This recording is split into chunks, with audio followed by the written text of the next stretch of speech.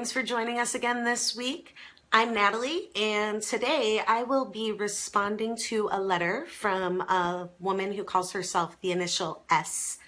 So what S says is, Dear Natalie, I really love hiking, but I am not good at it. On flatter trails, I'm fine, but steep inclines really take a toll on me physically, and it can take me a while to reach the top of some mountains. I love to do stuff with my boyfriend, including hiking, but he really dislikes hiking with me. He says I stop too often and I take too long. Any suggestions on what I can say to him? Should I just go alone when I want to do a higher hike? So first things first, the very first thing that jumps out at me is how S is really stretching herself. I mean, she's probably stretching herself literally, like as a warm-up, but she's stretching her comfort zone. She's stretching what she's familiar with and what's easy for her by taking on these higher altitude hikes, these steeper inclines, especially because she says she likes hiking with her boyfriend.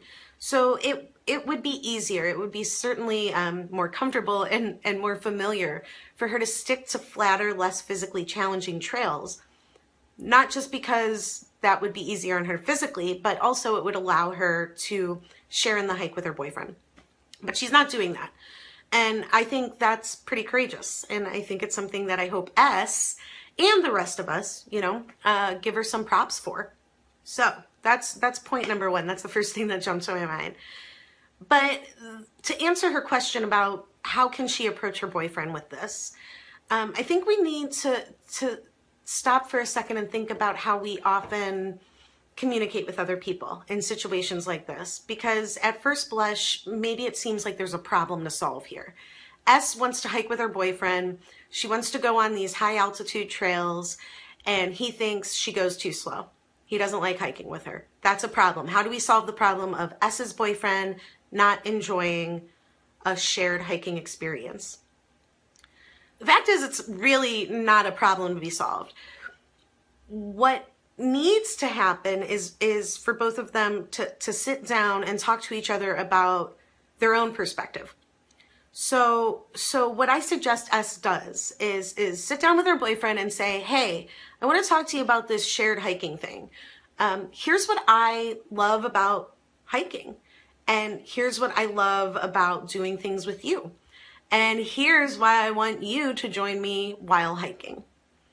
Really emphasize why it's meaningful for her to not just have this experience, but also to share this experience with her boyfriend.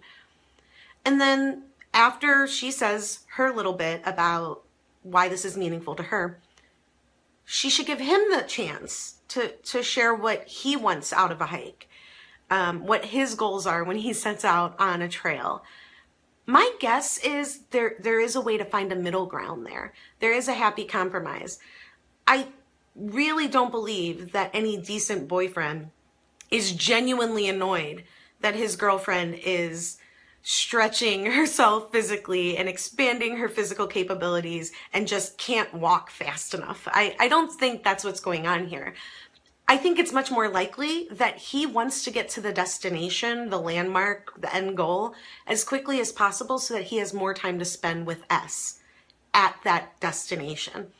I think it's possible that he enjoys the physical challenge of a hike and he's not able to push himself physically if he's slowing down to wait for her while she pushes herself physically.